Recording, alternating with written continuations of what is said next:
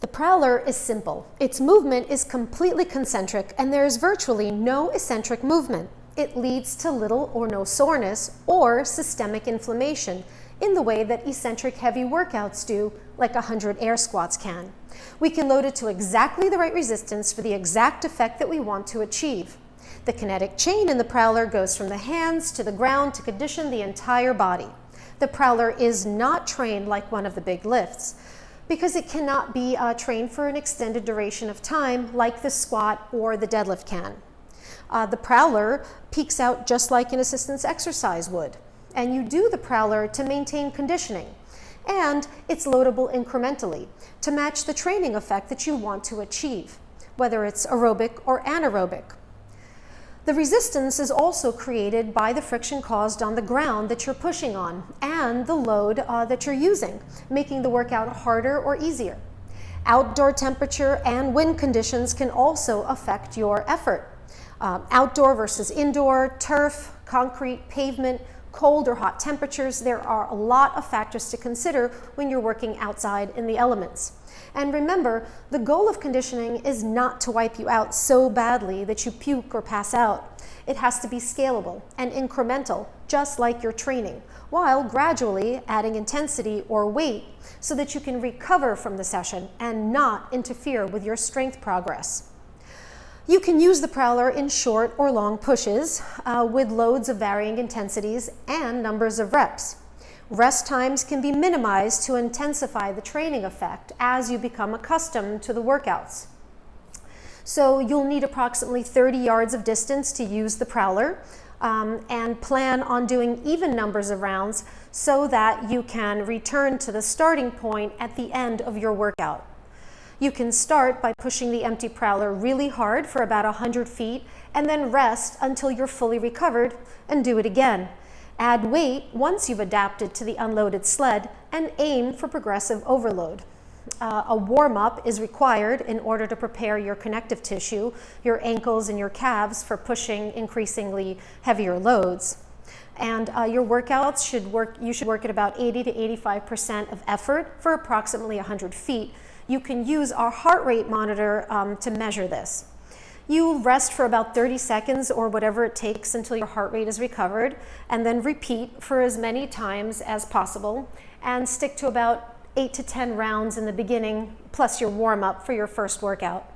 Once you're ready to add weight, drop the number of rounds until you're adapted to the new load, and then increase the number of rounds over the next few weeks. In the beginning, you'll feel your body building up that burn, that lactic acid, and after just a couple of intervals, you'll be able to adapt to it quickly, and then you'll be able to complete the multiple intervals.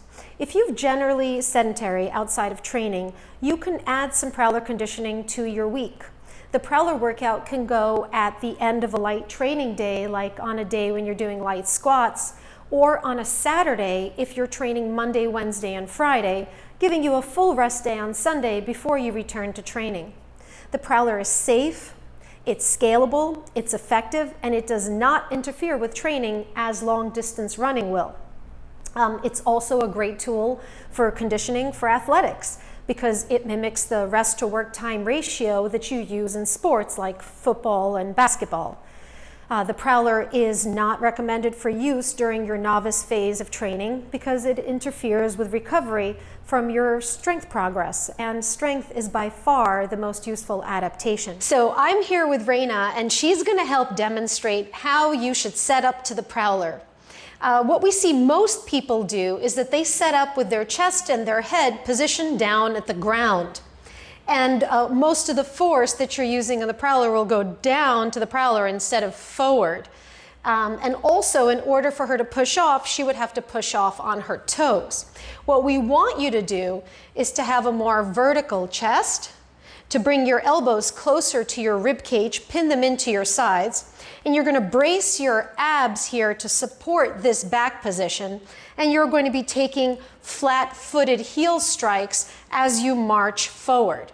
This is the right way to start, and this way you'll include more trunk musculature in the movements, you'll use your abs harder, and remember, we're not trying to get momentum in the sprints, we're trying to make the Prowler a harder workout, and so this is the position that you'll assume So let's go outside and Prowler. In this position, you'll be putting a lot of strain on the calves and the Achilles tendon, risking injury because it will cause you to push off from the ball of your foot like in a sprint position and compromise the safety of the Achilles tendon.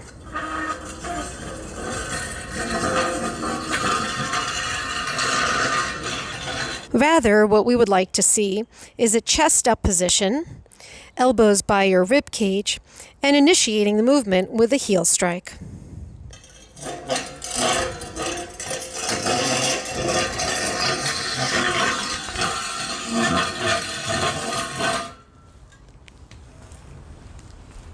In this t-shirt.